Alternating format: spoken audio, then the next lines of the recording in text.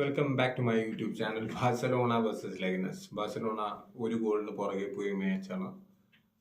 Barcelona at the end of the game Barcelona തോൽക്കുകയാണ് ചെയ്തത്. Leganes what defending complete, എന്താ പറയുക, ഒരു ബാഴ്സലോണ എത്രത്തോളം അറ്റാക്ക് ചെയ്യുന്നു ഇവർ അത്രത്തോളം അവരുടെ ഡിഫൻസ് സ്ട്രെങ്ത് ചെയ്യുകയാണ് ചെയ്തത്. ഒരു രക്ഷയുമില്ല.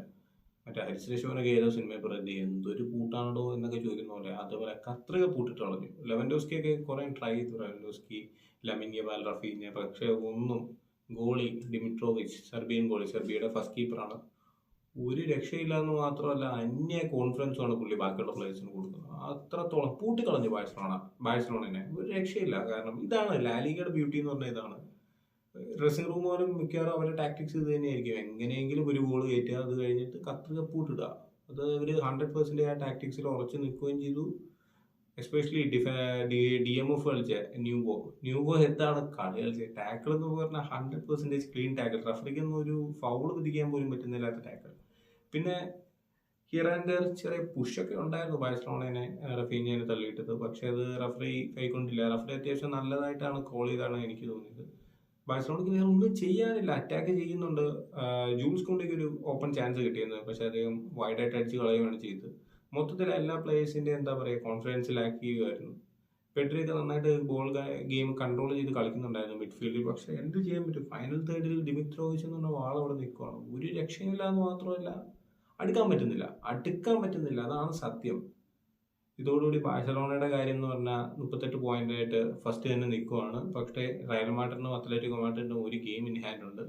സോ നെക്സ്റ്റ് വീക്കിൽ അറിയാം എന്ത് സംഭവിക്കുന്നു. ഇന്നലെ റയൽ മാഡ്രിഡ് നമുക്കറിയാം ഡ്രോ ആയി വയക്കാനായിട്ട്. അതൊരു സൂപ്പർ മാച്ച് ആയിരുന്നു. പക്ഷേ നിലവിൽ ബാഴ്സലോണയുടെ അവസ്ഥ, ഫ്ലിക്കിന്റെ തന്ത്രങ്ങൾ ഇന്നും, എന്താ പറയുക, പയറ്റാൻ പറ്റിയില്ല എന്നുള്ളതാണ് ശരി. ഒരു കോർണറിൽ കൂടെ ക്യാപ്റ്റൻ സെർഹിയോ ആണ് കിട്ടിലെ ഹെഡർ ഗോൾ ഈനാക്കി പിന്നിക്കുന്ന ഒരു ചാൻസും ഇല്ല. കിട്ടിലെ ഹെഡർ ആയിരുന്നു. മാത്രമല്ല ഫ്ലിക്കിന് ഓഫ് സൈഡ് ട്രാപ്പ് ഇടാന്ന് പറഞ്ഞാൽ ജയിക്കത്, എന്താ പറയാ, അറ്റാക്ക് ചെയ്യുന്ന ടീമിനല്ലേ ട്രാപ്പ് ചെയ്യാൻ പറ്റുള്ളൂ. കോർണറിൽ എന്ത് ട്രാപ്പ്? കോർണർ സ്കോർ ചെയ്തു, പിന്നെ സിറ്റ് ബാക്ക് ചെയ്തു, വേറെ ഒന്നും ചെയ്തില്ല. 11 പേരും ഓപ്പോസിറ്റ് ഹാഫിൽ. ഗോൾ അടിക്കുന്നതിന് മുമ്പ് തന്നെ അതായത് ലെഗനസ് ഒരു ഗോൾ അടിക്കുന്നതിന് മുമ്പ് തന്നെ മുനീർ എൽ ഹദാദിക്ക് ഒരു ഓപ്പൺ ചാൻസ് കിട്ടിയിരുന്നു. പക്ഷെ അദ്ദേഹം അത് എക്സ് ബാഴ്സലോണ മാനാണ്, പക്ഷെ അദ്ദേഹത്തിന് അത് കൺവേർട്ട് ചെയ്യാൻ പറ്റിയില്ല. അതേപോലെ പല പ്ലേയേഴ്സിനും കിട്ടി. ചിലതൊക്കെ ബാഴ്സലോണയുടെ ഓഫ് സൈഡ് ട്രാപ്പിൽ വീണു. എന്നിരുന്നാലും end of the day result ഇല്ല. ബാഴ്സലോണ 1-0 ഡൗൺ ആയി പോയി.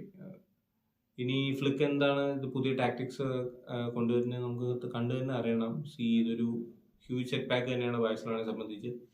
നെക്സ്റ്റ് മാച്ച് വരുന്തോറും ബാഴ്സലോണയുടെ ആ ഒരു ഓഫ് സൈഡ് ട്രാപ്പ് എന്നുള്ള ടാക്ടിക്സ് പൊളിഞ്ഞുകൊണ്ടിരിക്കുകയാണ്. അത് ഈ സീസൺ തുടങ്ങിയപ്പോൾ അവർ ബ്യൂട്ടിഫുൾ ആയിട്ട് എക്സിക്യൂട്ട് ചെയ്തു, നിലവിൽ എക്സിക്യൂട്ട് ചെയ്യുന്നുണ്ട്. പക്ഷെ അത് എപ്പോഴും വർക്ക് ആവുമോ എന്ന് ചോദിച്ചാൽ എനിക്കറിയില്ല. റയൽ മാഡ്രിഡ് അതിന്റെ ക്ലാസിക്കോയിൽ ഒരു രക്ഷയില്ല, അടിപൊളിയായിട്ട്, എക്സ്പെഷ്യലി എംബാപ്പയെ പൂട്ടിക്കളഞ്ഞു അവരത്. പക്ഷേ ഇതിലതൊക്കെ വർക്ക് ആകുമോ എന്ന് ചോദിച്ചാൽ അറിയില്ല. വീക്കാണ്. നമുക്ക് കണ്ടറിയാം എന്തൊക്കെ സംഭവിക്കുമെന്ന്. And this all about the matches. And if you like the video, please do subscribe and share. And if you don't like this, please give me a feedback by writing a comment on the comment box. Thank you for watching.